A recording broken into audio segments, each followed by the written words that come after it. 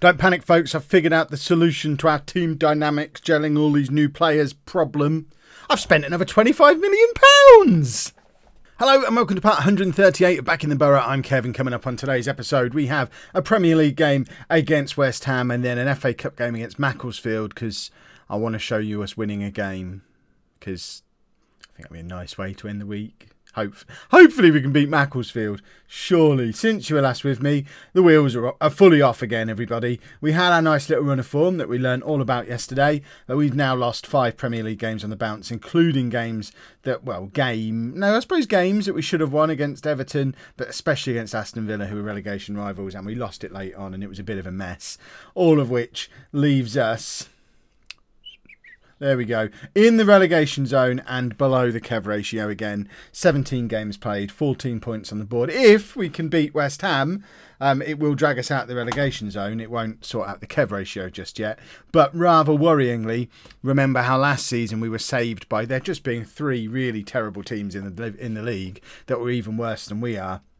Well, there seems to be a group of 4 emerging this season, and we are absolutely one of them.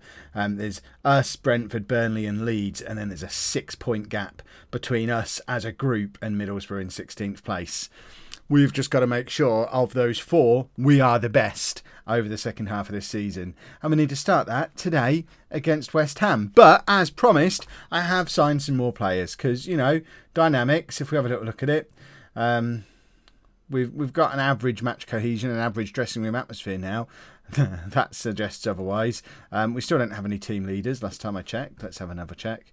Still don't have any team leaders. But, you know, one thing I felt we needed was to splash some more cash. So that's exactly what I've done. Signed 2 players that I'm hoping should improve the squad. We did, as promised, raid Stoke for another player. Now this one, I think this is fair enough. You might tell me I'm an idiot, but I think we've got good value here. A 24-year-old current Brazilian international, 4-star current ability, who is better than any other midfielder we've got at the club, and probably most importantly, has 4 seasons experience in the Premier League, 17.5 million quid. I think that's a bargain. So Uanda, no idea. He comes into our midfield, and also to bolster the midfield ranks, and probably as a replacement for Earl, as competition for Nuhu as an attacking midfielder. I think I mentioned this guy in the last episode as well. We tried to sign him in the summer when he was still at Montpellier. They turned down we had an £8.5 million offer accepted, and he wouldn't discuss terms with us. He went to Lyon. They put him in the reserves and on the transfer list, and we've picked him up for less than they paid for him. So we've got a little bit of a bargain with him. He's not as good as Nuhu, slightly better than Earl, but does have potential to improve. I think it's just a decently priced squad player for us to add in, just for a little bit of extra competition as well. Got to build that championship promotion team now. So this is the team that we're going to be putting out there today. Uanda does come straight in to make his debut. And other than that, we're sticking with the 4-3-1-2 on the counter-attacking structured system that worked so well for those few games that it worked for and has now been a disaster ever since. Should we try something different? I feel like I only fiddle when you lot are watching, although we have had the famous message come through somewhere. I can't remember where it is. Chapman unwilling to change or experiment or something along those lines, and usually that's the cue that you have to play a different tactic for 3 or 4 games, then go back to your normal tactic and you'll start winning games. So actually we might do something a little bit different today. What have we got? Let's build a tactic together, everybody. Have we got anybody who can play wide? Nogueira can play wide. He's about it though. Lazic can play wide as well. I'm wondering if we just go in with a 4. Can Uanda play deep? Not really. I wonder. Bear with me. We're just going to have a fiddle. There you go. We're going to try this. This isn't me starting to play with wingers. This is literally to trick the game. That's right. We're at the point where we're going to start exploiting. We'll probably still lose 2 or 3 games playing this tactic, but once we've done enough for the game to forget that we like the 4-3-1-2, we'll go back to the 4-3-1-2 because that's who we've got the players for. So we're going with Vujicic in goal. I need to learn to say his name and he might start playing better. Robinson, Brodic, Jones and Persson as our back four, with Mulan as a ball-winning midfielder sat in front of them. Nuhu and Uanda in midfield, with Nogueira and Venner wide and Eyeless up front on his own as a complete forward on attack. Venner's going to be a wide target man. I don't know that I've ever used a wide target man before, but we're going going on counter-attacking and structured. My theory is we'll just lump the ball at this fella and he'll nod it onto this fella and he might score. I mean, we've got to try something different because apparently I'm unwilling to experiment. We're away from home against West Ham. Let's see if going into it with this as a system is going to be enough for us to find a result somehow. Even if that result is a draw, it's going to be better than the 5 consecutive defeats we're on at the moment. Oh, good. West Ham are playing a front three. Oh, I love playing against a front three. He's just being rested. It's fine. No transfer policy today. Imagine being Wagner, coming into the club, having just signed for a club and almost immediately finding yourself in the reserves and on the transfer list. You turn up at Nuneaton, a team world-renowned for always using an attacking midfielder in all circumstances. It's your first day at your new club. You want a fresh start, and the first team you sit on the bench and watch the manager pick doesn't include an attacking midfielder for the first time in like 10 years at this football club. At that point, you're probably just working on your CV and trying to finish off that accountancy qualification that you never quite got to the end of. But you never know, he might end up... The last time we had a player called Wagner, he was an absolute hero. He wasn't any good, but he was a hero of the save back in non-league to legend last year. That's just rubbish. I mean, it's just so poor that that can happen. £27 million for a goalkeeper. Now, I know it's not his fault. It's another ball over the top, and we just can't cope with the ball over the top, ever. And, I mean, it feels like there's 3 players offside there, and they never went back onside. So it all seems a little bit harsh. Our back 4 can't cope with a front 3. Nobody's picking anybody up.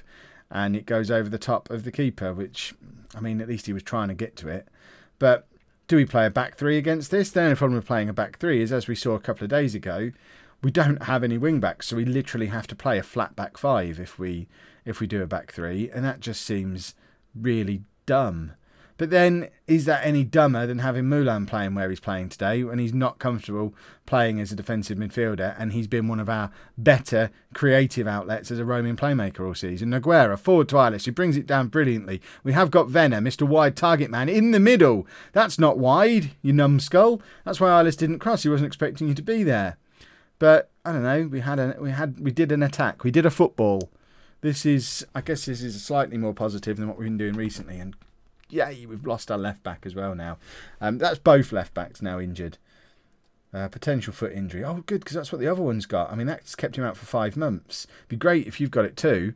Luckily, Carashal can play out on that side as well. So, Person's only in the team for a little bit of rotation because Carashal's played almost all season. We've not had a proper look at Person yet. So, this might be a way to have a look at him. Come on, silver linings, everybody. Here's Wanda with his first touch of the ball. That is a beautiful pass to Nogueira, who crosses to Venner, who hits the crossbar. We nearly did a real football. We almost put it in the goal. Right, Nuhu with the corner. Can we equalise on the stroke of half time? It falls to Eilis. I'd like to point out our lone striker who's hovering outside the area for corners, which is just weird. Venner can't do anything with it. And yeah. I mean, we are playing 3 strikers. I know we've stuck 2 of them out wide. How long until we just say to West Ham, look, if we can't beat you, let's join you. Let's bring those 3 strikers into the middle and actually play 3 up front. Push Moulin a bit further forward as well. We might do that on like 55, 60 minutes. If we're not back in the game by then we're going to go to an industrial 4-3-3. We might even stick a bit of long ball on there as well as a special treat. Wanda, out to Venner. Brings it back infield when he had the man on the overlap. But Venner is there and Venner scores. And that is a nice goal. Jose Venner has struggled to settle in during his first year at Nuneaton. And he's had flashes of brilliance like we've just seen. But he's struggled to establish himself and find a home in this team and play consistently. But he does have a finish on him when he wants to. And that is a beautiful finish. And it's 1-1 just after half term. You're not a teacher anymore, Kev. It's 1-1 just after half time. And perhaps we don't fiddle with the tactic just yet because this would be a delicious result. Venner, I thought he'd done brilliantly again, but Eilis is in. Forget what Venner's doing, and Eilis is useless. Who have we got on the bench who can play up front? Brown and Wagner, bless him. I mean, I'm not going to bring him on to play up front. He's an attacking midfielder. Carrascal heads forward and there's no one really there. And we're losing our shape a little bit, which I'm pretty sure we shouldn't be doing when we're playing structured. But we do seem a little bit all over the place. And West Ham do hit us back almost immediately. And we are now going to make that tactical change because I want to. I want to be able to do stuff like what they've just done. I want to be able to drag people out of position. Right, you can stay there. I mean, there's no reason to change them into a 3. They look fine like that. But you lot, yeah, fine, be a poacher. In fact, can we do everyone on complete forward on attack? Does that work for us? It looks like it works. Let's go to standard. And then, yeah, let's be total monsters. Let's go direct, play long ball. Just thump the ball up to them. Let's just be dirty. I don't care. We've got a Premier League place to maintain, which apparently people keep telling me in the comments should be my top priority. As far as I'm concerned, my top priority is still to build a team that can win the Champions League at some point before FM19. I'm not bothered what division we're in next year. I'm bothered whether we're in the Champions League in 5 years. So I'd rather do it my way and get there. But I guess we do shortcut things a little bit by staying in the Premier League this year. So we should probably try, even if it means a flat front 3 and long ball, which I hate with a passion. Ugh. Right, let's bring on another striker. Eyeless has been rubbish. Let's bring Brown on, who immediately can't play as a complete forward. So he's going to be a target man on support, which is what I was aiming for before, with complete forwards either side of him. Mulan has also been rubbish, so we can bring Fazio on for him, who is better as a deep-lying playmaker doing that. Is that our 3 substitutions now? Because I wanted to bring Hayes on as well. How have we got to the point where our £15 million midfielder isn't even our first substitute in midfield? I feel like some mistakes have been made here, and it's now 3-1 to West Ham. We're not very good at the 4-3-3. They're actually a lot better at it than we are, it seems. Should we go attacking now? Werner with a free kick.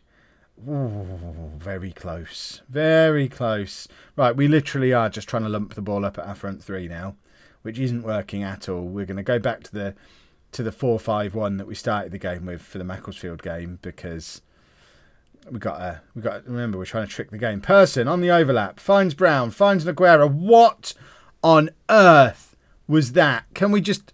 I know we've got no substitutions left. Is there not a way to just take him off and not bring anyone else on? Just there. There's a spare seat there. Just go and sit up there. No. What a waste of space. I'm tempted to sack him just to send a message, but I don't know if the right message would be sent in-game without being able to just scream at people. I just want to scream, because that was the worst shot I've ever seen any footballer attempt to have. The really frustrating thing, look at the state of this. 3 clear-cut chances to their 0. It is the mugging of the century. It's 4-1 to West Ham, but 3-0 to us on clear-cut chances. We've played well. Our strikers, once again, are being incompetent morons, and our defenders can't cope with a front 3. I mean, that's going to be the name of my autobiography. My strikers are morons, we can't cope with a front 3. At either end, apparently. Naguera, again, can he save his career? No, he can't. We're going to send him down to the youth team. Not to play in it either. He's going to work in the youth team canteen for the rest of his contract, because I'm not having that. Unacceptable to miss a chance the way he missed that chance, and then to not even try and redeem himself afterwards either. What an absolute moron. This is why Stoke got relegated last year. I've signed 3 players from a Stoke team that got relegated. What am I thinking? And how is it 5-1 to West Ham when they have had 0 clear-cut chances and we have had 3? I know people tell me clear-cut chances are not to be trusted, but would somebody just look at the stats and tell me how I've not been mugged today?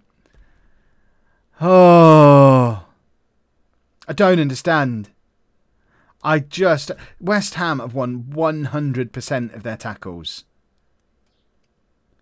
How are we supposed to compete in a league where we can play against a mid-table team who every single time they attempt a tackle are successful at it? I don't even know what I can do to change that. What do I tweak to make it so that we don't lose out in every single tackle? It's a nice finish from Brown, but who cares? We're 5-2 down in a game we should have won. What a ridiculous world we live in, everybody. We've not even just had more clear-cut chances, we've had more half chances as well. I don't know who to blame more. The defence, the goalkeeper or the strikers. They've all been awful. They've all combined into a spectacular pile of awfulness all on one day. But, at least they're motivated. I might just fire them all and play the youth team for the rest of the season. And he's twisted his ankle. I mean, who cares? Who cares? I'll play at left back. I'll do better than these idiots. Let's go and lose to a conference team. Right, we're trying something completely different again for Macclesfield, because why not? Just, I know the system. I know the system in the last game kind of worked, but I need to not concede from the ball over the top. I need to have a little bit more attacking oomph. We're trying different players in different combinations. We've got Egan back in goal just because I need Vujicic to know that he's not untouchable just because he was 27 million quid. So Egan plays today. We're going for a back three, all playing in their preferred roles. So Brodic as a stopper, Holmqvist as a defensive centre-back on cover, and Jones just being Jones, i.e. not very good at defending. Kusin comes in at left back. I don't know if you... I think this is his debut. He's played once before, but our other two left backs are injured. This guy's actually a winger who can play left back. I would have played the flat back five, but he's no use in either position, so we may as well play him as a proper wing back. Person can do wing back just as well as he can do full back. He's not great at either yet, apparently, which is troubling. Although if we put him there and call him a wing back, he loves it. So, I mean, I don't know. I don't understand Football Manager anymore. Did I ever? Stojanovic comes in midfield to go alongside Wanda. Wagner comes in to make his debut behind a completely different looking front three, Kraljevic and Lazic, as an advanced forward and a poacher, because I don't think I've ever used that combination before, and I've certainly never played these two players together before. So completely new look attacking lineup, completely new look defensive formation. Let's see if we're any better than we were in the last 7 or 8 games. Macclesfield aren't even non-league. They're in the relegation zone in League One. So I'd like to think we're better than a League One team, but our confidence is just going to be so shot. I don't know what to do. I'm so confused. Wanda, by the way, I forgot to say when we signed him, it was because the scout report said he could become a team leader. So that's one of the other motivations behind signing this current Brazilian international. We might actually have a team leader on our hands again. Somehow, some way, we're 1-0 down after 11 minutes. I mean, I don't know what else I'm supposed to do. I mean, I do know what you lot think I should do. You think I should go long ball. You think I should stick to a boring tactic for the rest of the season and play with wingers. I don't want to do that, though. I want to play good football. I want to go down swinging if we go down. I don't want to go down defending. Every time I experiment and then talk myself back into playing my normal way again. And that's exactly what's happening here. I should experiment when the camera's not on, because then I'm not, believe it or not, I don't sit here talking when I'm not recording. So I wouldn't be able to talk myself back into it then. Right, let's have an attack. Wanda, that was rubbish. Jones to Stojanovic to Wagner to Person. That's rubbish. I'm just going to hulk out in a minute, then you won't be able to see me because my skin will match the green screen. What on earth?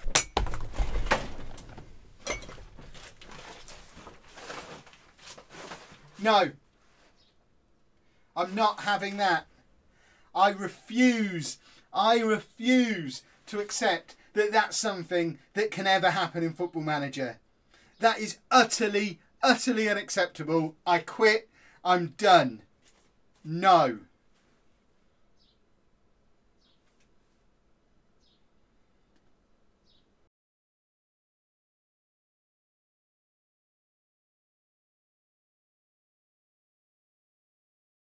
I apologise for Kev just walking off like that. I'm his dad. Should we play the second half? For goodness, can't even get that right. I do not know what I'm supposed to do about that. Obviously, I do this.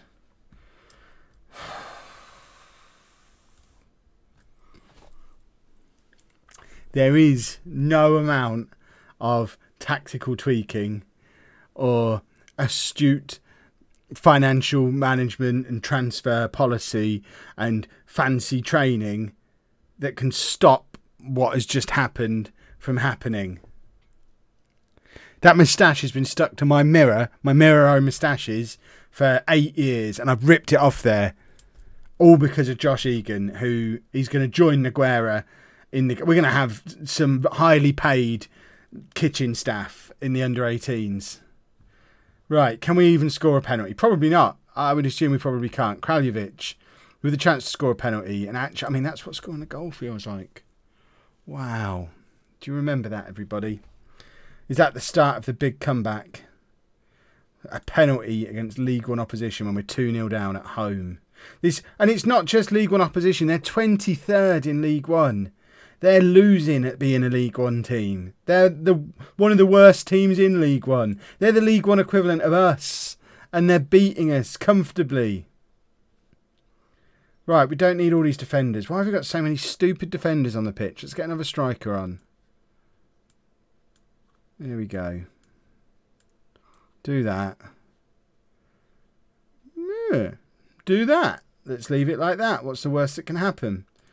I mean, Eyeless has come on, so it's not... That in itself is far from ideal. Wagner's been rubbish as well, so we'll bring Nuhu on for him. And we're going to go attack him.